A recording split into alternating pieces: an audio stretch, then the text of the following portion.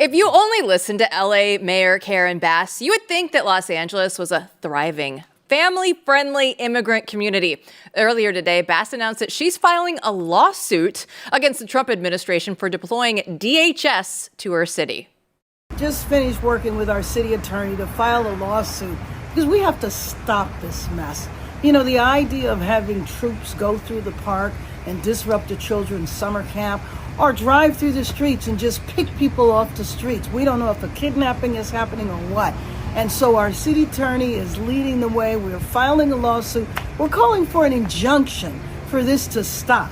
Blaze Media national correspondent Julio Rosas has a pretty different story than Karen there, and he joins us now. So Julio, take us through the differences between what you saw and what Mayor Bass was trying to describe. You know, just, her city is great, Julio. It's the problem that Trump and this DHS guys, they're all coming in and taking over our city.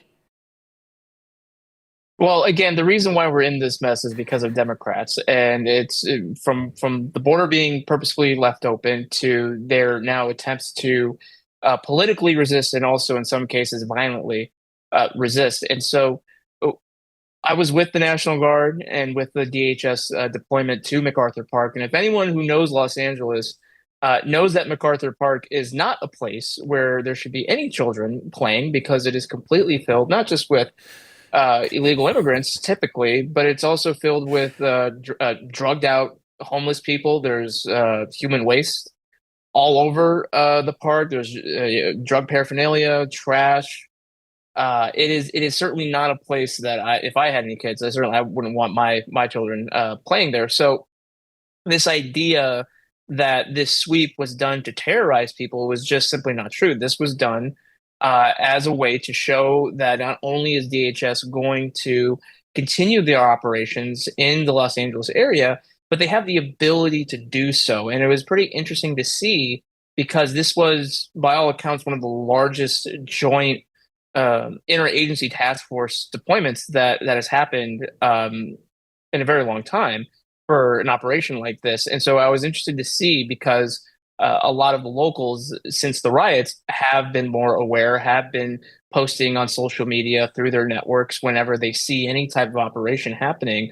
And this convoy in the middle of the day was able to basically reach the target objective before most people were able to realize what was going on. And of course, once the sweep started to happen, then people started to come out a little bit more in full force. And then the mayor showed up shortly thereafter. So I think this was important to see through, because, yeah, you're right. I mean, this is Los Angeles is a city that was once great. It's not. It hasn't been for a long time. It's because of Democratic policy, and this is this is there are a lot of illegal immigrants in the not just the city but the county as well. So this really was to show everyone from Mayor Bass all the way up to Gavin Newsom that the federal government isn't going anywhere, and that they're going to carry out the mandate that President Trump was given with this recent election. So I have to break in with a story, my own MacArthur Park story from many years ago. The statute of limitations is long gone, so everyone's fine. Everyone will be fine. But I was with some friends, and these bad hooligans I was running with, wanted to get fake IDs. They did. They did. Yes. Definitely them. These girls, really, they wanted a fake Terrible. ID. So anyway, you drive near MacArthur Park, and there was a place back then.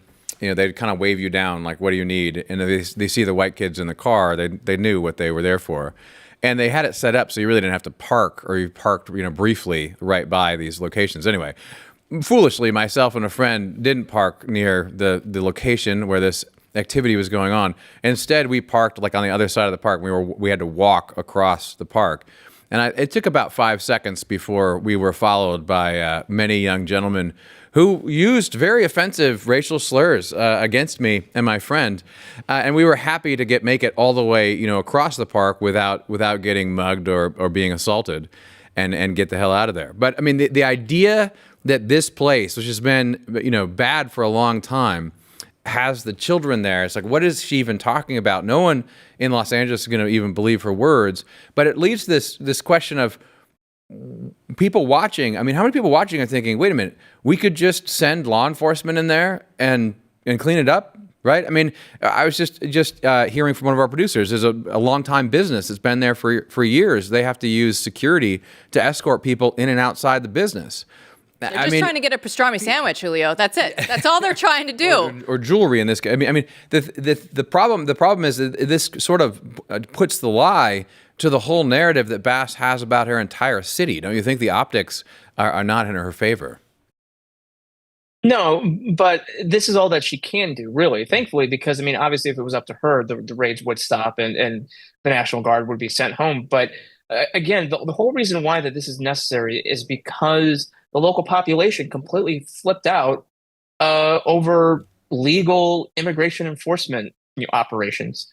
And so, I mean, I was in Los Angeles for the 4th of July because there were protests planned, and that kind of got a little out of control outside the federal building downtown. So, I mean, things are still happening there where people are still trying their best to actively interfere. We've gone past people just simply filming the Border Patrol agents or ICE agents doing their thing, and it's concerning because we've now seen not just the rhetoric against them become more unhinged, but people are acting on that. They are. I mean, we had 2 incidents in Texas just over the past week. Just the other day, just yesterday, the Border Patrol chief for the El Centro sector, he said that people were trying to puncture their tires, and they had to be. Thankfully, they were arrested for that. So nationally, the country is becoming a powder keg over this, and really what happens in Los Angeles will be telling what other people are going to do in other areas. And so obviously it's not just isolated to Los Angeles, but Portland, Seattle, other areas as well. But again, this should not be a surprise to anybody that President Trump, especially now that he has that one big beautiful bill becoming law, this is just the beginning. I mean, people voted for this. People voted for mass deportations.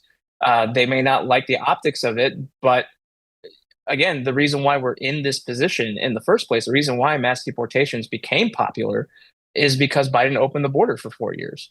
And this is the consequences of that, of people wanting to undo that damage. And yeah, even though there's been some roadblocks thrown up in Trump's way, ultimately, I think it's going to be seen through. And as I said before, I think it will be seen through, but we're going to have to buckle up because this is going to be a very, very rough road ahead of us. So it's DHS and DOD officials. You said earlier that they reached their target objective fairly early on. So how much of that can you share with us? What were they out there actually trying to accomplish? So, I mean, it was a sweep, right? I mean, this place historically does have illegal immigrants with whether they're street vendors or this is typically MS-13 territory, at least historically. And so this was a big show of force that again the Trump administration wanted to show, not just to the criminal elements that are there, but again to the sanctuary cities across the country. It doesn't matter what they're going to post on social media in terms of their protesting, right?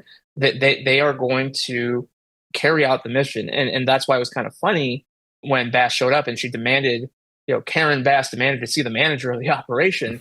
She had the phone call with Chief Bovino, and she asked him, "When are you leaving? When are you leaving?" And he told her when the mission is done. And when the mission was done, once the sweep was done, and okay, it was time to go.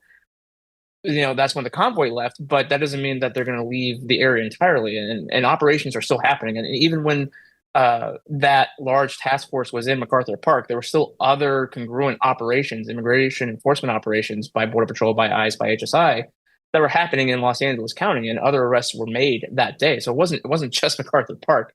But this was, again, I think at the end of the day, this was to show the illegal immigrants as well that the Trump administration is serious about this. They're not going to back down from it. And I know that there's kind of a debate over farm workers and other things like that. But I think that large show of force might help further incentivize people who are here illegally to self-deport, which I think was ultimately one of the other objectives.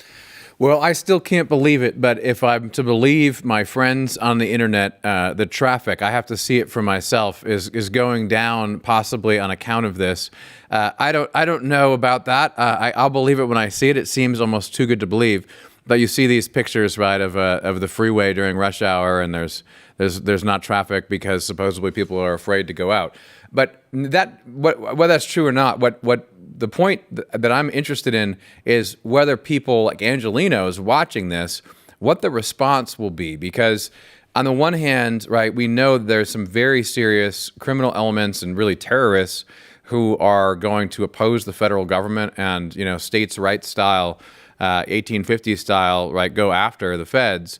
And that's increasing, as you point out. On the other hand, there's got to be a lot of regular people going, wait a minute, it's possible to enforce our laws? We could just clean up MacArthur Park. I mean, that's possible. Do you get any sense of that with people in terms of reactions of people in California? I mean, Chief Bovino, he said he wasn't where we were at MacArthur Park. He was in another part of that area. But he said that there were a number of people who did come up to him and say, "Hey, thank you for being here," because as Matt, as you said, the issue of MacArthur Park has lasted for a very, very long time, and people have constantly demanded change and demanded that things get better, and obviously that has not happened.